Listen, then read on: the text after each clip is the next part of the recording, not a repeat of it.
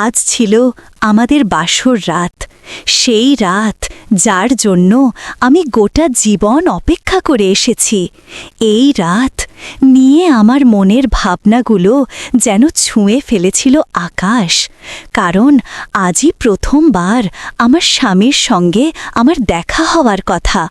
আমি ঠিক করে রেখেছিলাম, আমার স্বামী আমার সঙ্গে যাই করুন, যেভাবেই করুন, আমি কোনো হেঁচি করব না, ফলন তাকে পুরোপুরি সঙ্গ দেব, আর যেভাবেই হোক তাকে খুশি রাখব।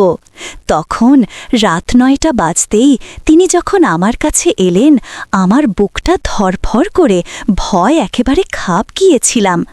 কিন্তু তার কিছুক্ষণ পরে এমন কিছু ঘটল যে আমার শাসন থেমে গেল।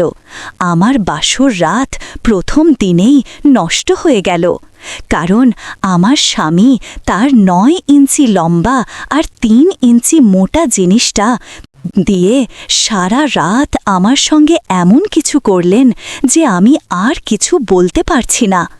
আমি শুধু সেজে গুজে তার পাশে বসেছিলাম। তিনি আমার সৌন্দর্যের প্রশংসায় পড়ে গিয়েছিলেন। হঠাৎ আমাদের ঘরের দরজায় কড়া নাড়ার শব্দ হল।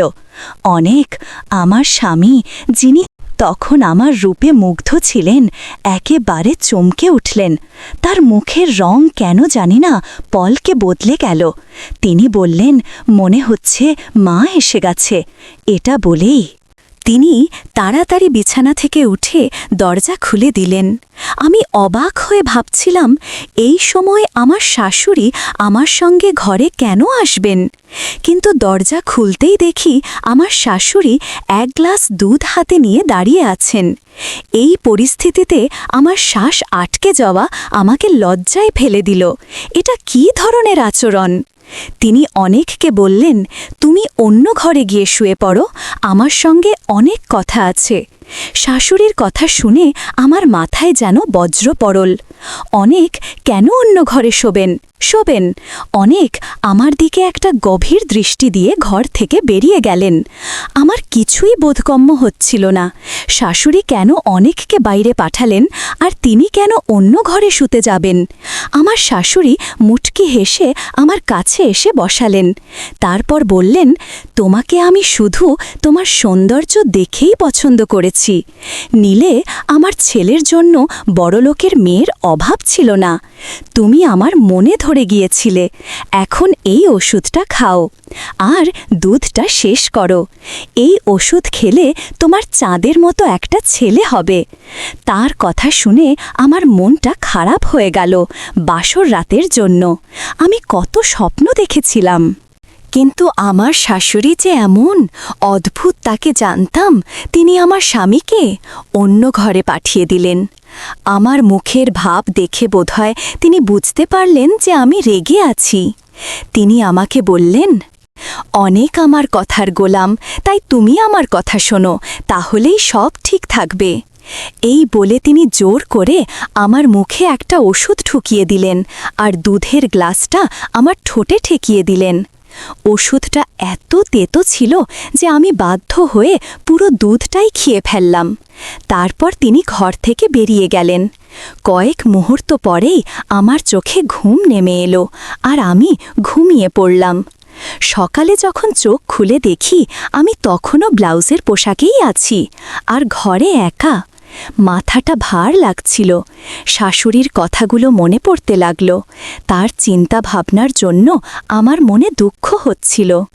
কে এমন করে? আমি কাপড় বদলে যখন বাইরে এলাম, দেখি শাশুড়ি অনেকের সঙ্গে নাস্তা করছেন। আমাকে দেখে তিনি হেসে বললেন, এসো, বসে নাস্তা করো। আমি অনেকের পাশে গিয়ে বসলাম। তিনি বড় গম্ভীর মুখে বসেছিলেন। মনে হচ্ছিল তার আরও মন ভালো নেই। শাশুড়ি প্লেটে ডিম ভেজে দিতে লাগলেন। অনেক চা খেয়ে উঠে অফিসে চলে গেলেন। তখন শাশুড়ি বললেন, আজ থেকে তুমি শাড়ি পরে থাকবে, অনেকের সামনে এত সাজগোজ করার কোনো দরকার নেই। অনেক চলে যেতে তার আচরণ আমার প্রতি কঠোর হয়ে গেল। নাস্তা শেষ করতেই তিনি আমাকে রান্নাঘরের দিকে ইশারা করে বললেন, আজ থেকে সব রান্নার কাজ তুমি সামলাবে। পলকে পলকে বদলাবার রূপ দেখে আমি হতভম্ব হয়ে গেলাম, কিন্তু সন্ধ্যায় যখন অনেকের সঙ্গে একটা ছেলেকে দেখলাম তখন আমি আরও অবাক হলাম। অনেক তো একা ছিলেন, তাহলে এই ছেলেটাকে? পরে জানলাম সে আমার শাশুড়ির ভাই বোন, অন্য শহর থেকে এখানে থাকতে এসেছে। সে অনেকের সঙ্গে এমন খোলামেলাভাবে কথা বলছে, আর আমার সঙ্গেও এমনভাবে মিশিল যেন আমাদের আগে থেকেই চেনা। তারপর সে আমার শাশুড়িকে বলতে লাগালো, যখন অনেকের মতো লোকের এমন সুন্দরী মেয়ে জুটেছে, তাহলে আমার জন্য এর চেয়েও সুন্দরী খুঁজে দেবে। কথাটা শাশুড়ির সঙ্গে বললেও তার চোখ আমার মাথা থেকে পা পর্যন্ত ঘুরছিল। প্রথম দেখাতেই আমার তাকে বিষের মতো লাগল। ছেলেটা একেবারে ছাবলা ধরনের। আমি রান্নাঘরে চলে গেলাম। আমার পুরো দিনটা রান্নাঘরেই কাটত। রাতের শাশুড়ি আমাকে নিজের হাতে একটা ওষুধ খাইয়ে দুধ খাওয়াতেন, আর সেটাকে আমার তৎক্ষণাৎ ঘুম চলে আসত। আজও আমি রান্নাঘরে কাজ করছিলাম। রাত 11টা বেজে গেছে, কিন্তু কাজ শেষ হবার নামই নিচ্ছিল না। বসার ঘরে কেউ ছিল না। অনেক আর শাশুড়ি সুইচে পড়েছেন। আমি বাসন ধুচ্ছিলাম। আমার অভ্যাস ছিল রান্নাঘরে কাজ করার সময় ওড়না পরতাম না। বাড়িতে সাধারণত অচেনা কেউ আসত না। শুধু অনেক ছিলেন শাশুড়ি, বাড়িতেই থাকতেন, কিন্তু রান্নাঘরের সব দায়িত্ব আমার কাঁধে চাপিয়ে দিয়েছিলেন। আমি বাসন ধুতে ধুতে হঠাৎ শাশুড়ির ভাইপো রোহিত রান্নাঘরে ঢুকে পড়ল। তার আসার কোনো আওয়াজ পাইনি, কিন্তু তার বেপরোয়া চোখের তাপ আমি টের পেলাম। মনে হলো কেউ আমাকে দেখছে। মেয়েদের একটা স্বভাব থাকে, তার উপর পড়া চোখে তারা ঠিক বুঝে ফেলে। পিছন ফিরে দেখি সেই বদমাসটা আমাকে ওপর থেকে নিচ পর্যন্ত দেখছে। যেখানে আমার ওড়না রাখা ছিল সেখানেই সে দাঁড়িয়ে। তার মুখে একটা হাসি দেখে আমি লজ্জায় পড়লাম, সঙ্গে একটু রাগও হলো। আমি জিজ্ঞেস করলাম, এত রাতে আপনি রান্নাঘরে কি করছেন? সে আমার কাছে এসে বলল যে এখন যদি হঠাৎ কারো তেষ্টা পায় তাহলে কি করবে। এই বলে সে ফ্রিজের দিকে এগিয়ে গেল। আমি তাড়াতাড়ি ওড়না তুলে নিয়ে নিজেকে ঢেকে ফেললাম। তারপর আবার বাসন ধুতে ফেললাম। সেই নোংরা ছেলেটা এক ফোঁটা পানিবর আরামে খাচ্ছিল আর আমার দিকে তাকিয়েছিল। আমি বুঝতে পারছিলাম তার চোখ আমার উপর আটকে আছে, কিন্তু আমি না দেখার ভান করে তাড়াতাড়ি বাসন ধুতে ফেলতে লাগলাম, যাতে রান্নাঘর থেকে বেরিয়ে যেতে পারি। তখনই সে বলে উঠল, আমার লজ্জা লাগে। এত সুন্দরী মেয়ের স্বামী অনেকের মতো কিভাবে হতে পারে, যার থাকা না থাকা একই? আমি থাকলে তো। তার আরও কিছু বলার আগেই আমি তাকে একটা চট মেরে দিলাম। বোধহয় সে আমার কাছ থেকে এটা আশা করেনি, তাই সে অবাক আর রাগে আমার দিকে তাকাতে লাগল। আমি বললাম, এরপর থেকে জীবন সামলে কথা বলবেন। আমি চেয়েছিলাম তাকে তার জায়গা বুঝিয়ে দিতে, কিন্তু সে আমার হাতটা এমন জোরে চেপে ধরো যে আমি কিছু করতে পারলাম না। তারপর বলতে লাগলো, তুমি ভালো করনি আমাকে চড় মেরে, এখন দেখো আমি তোমার সঙ্গে কি করি। এই কথা বলে সে আমার হাত ছেড়ে দিয়ে রান্নাঘর থেকে বেরিয়ে গেল। তার গলার সেই রাগী স্বর আর যাওয়ার ভরণ দেখে আমার মনটা ভয়ে কাঁপাতে লাগল।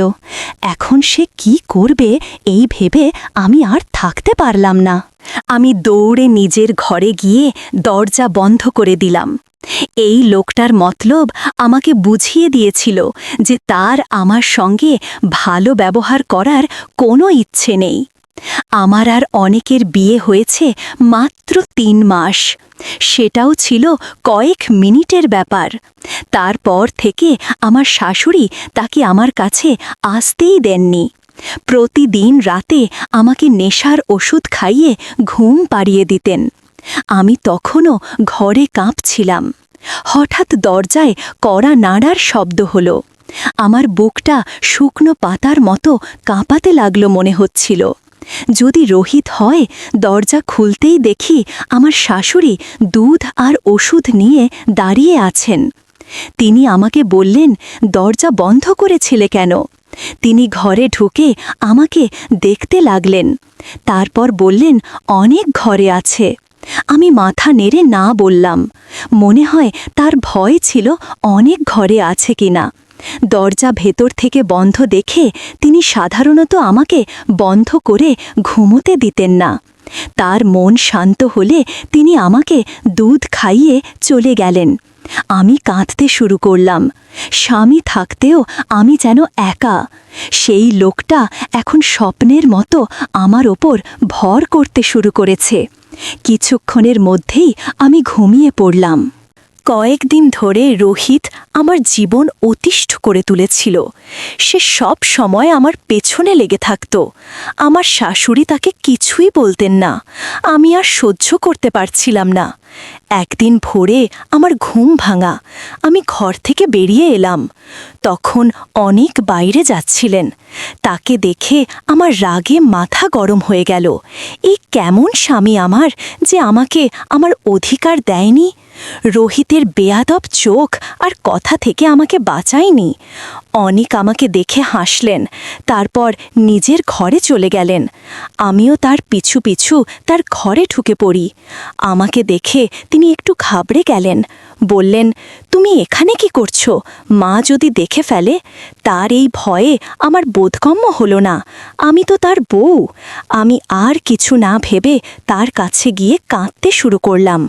আমার কান্না তাকে ছুঁয়ে গেল। তিনি আমাকে দূরে সরাতে পারলেন না। আমি বললাম, আপনি আমার থেকে দূরে কেন পালান? আমাকে আপনার থেকে আলাদা রাখার কারণ কি? আমি কিসের শাস্তি পাচ্ছি?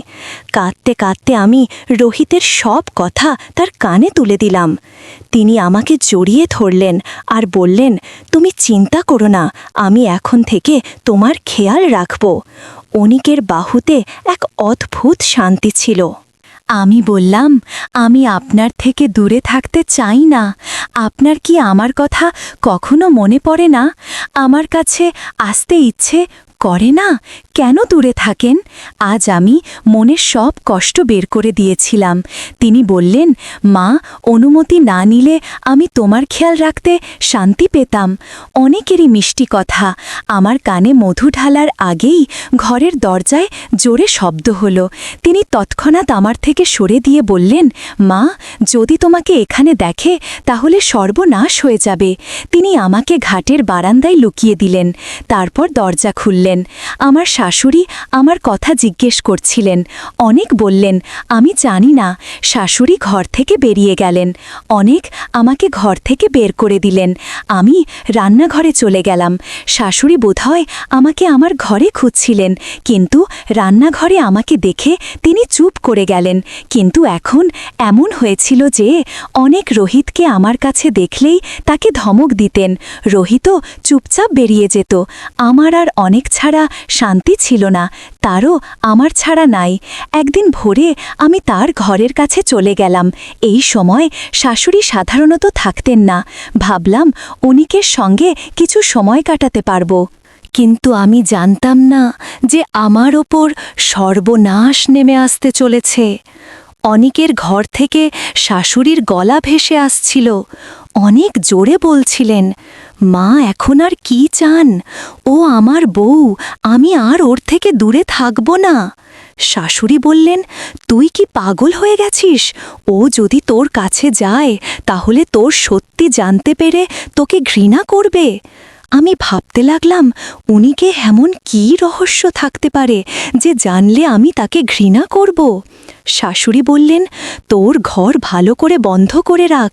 রাতে যদিও তোকে দেখে ফেলে তাহলে সব শেষ হয়ে যাবে। এটা শুনে আমি হতবম হয়ে গেলাম।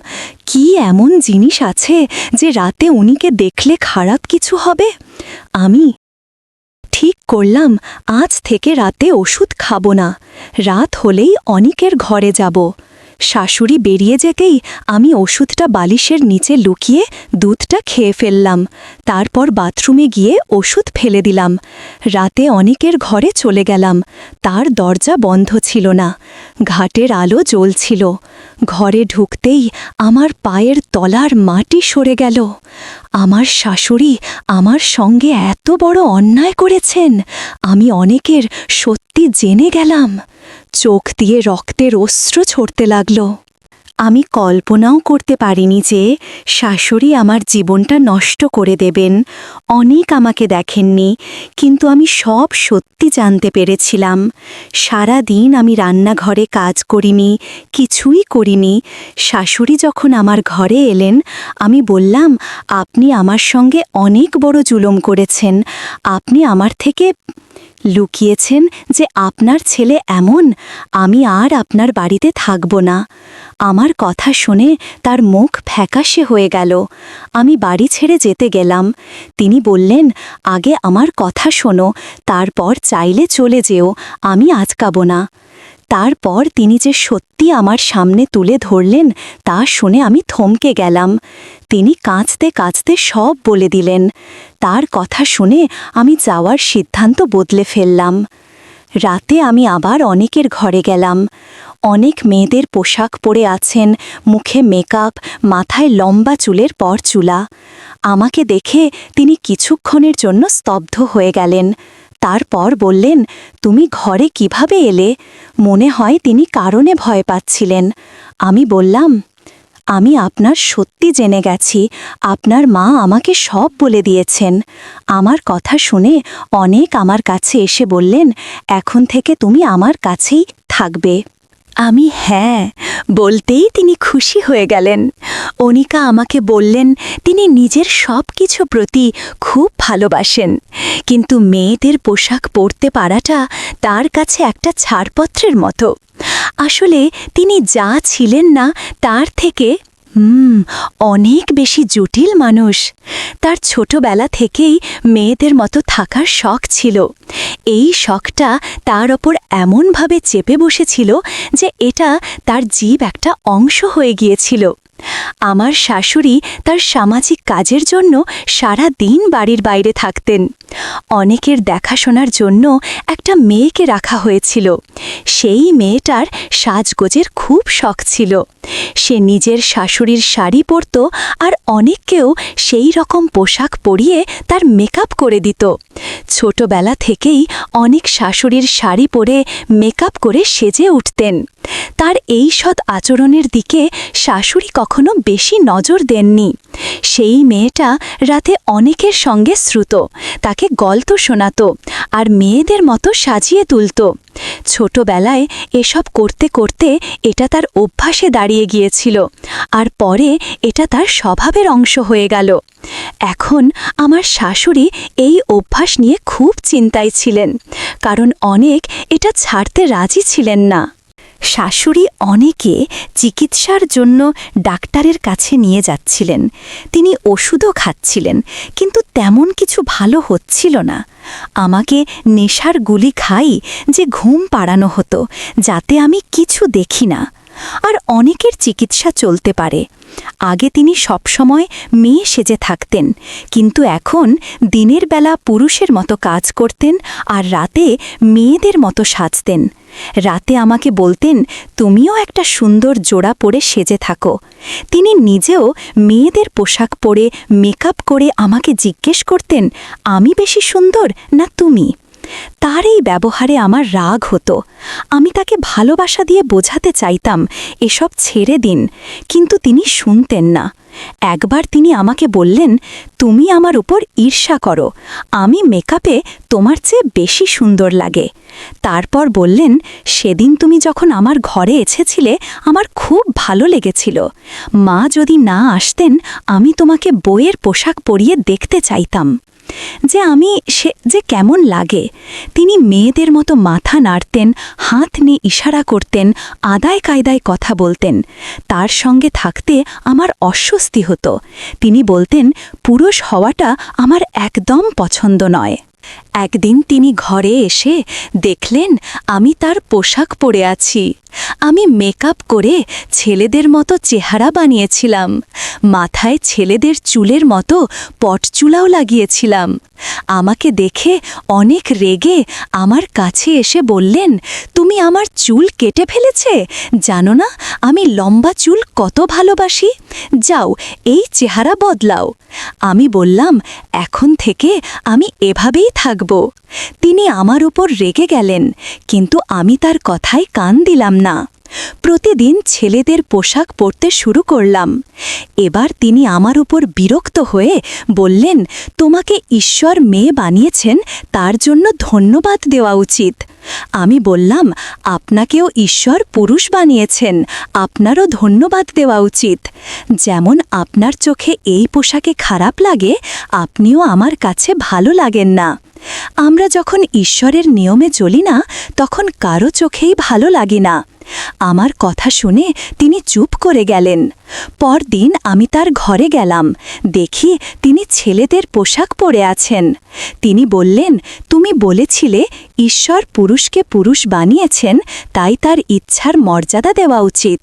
যে কাজ বহু বছর ধরে ডাক্তার করতে পারেনি, সেটা আমি কয়েক দিনে করে দেখিয়েছিলাম। বন্ধুরা, এই ছিল আজকের গল্প। তোমাদের জন্য এই গল্পটা কেমন লাগলো নিজে তোমাদের মতামত লিখে জানাও। গল্পটা ভালো লাগলে এই ভিডিওতে একটা ভালোবাসা দাও, আমাদের চ্যানেলে যোগ দাও আর ঘন্টার আইকনটা চালু করে রাখো, যাতে নতুন গল্পের খবর তোমাদের কাছে পৌঁছে যায়।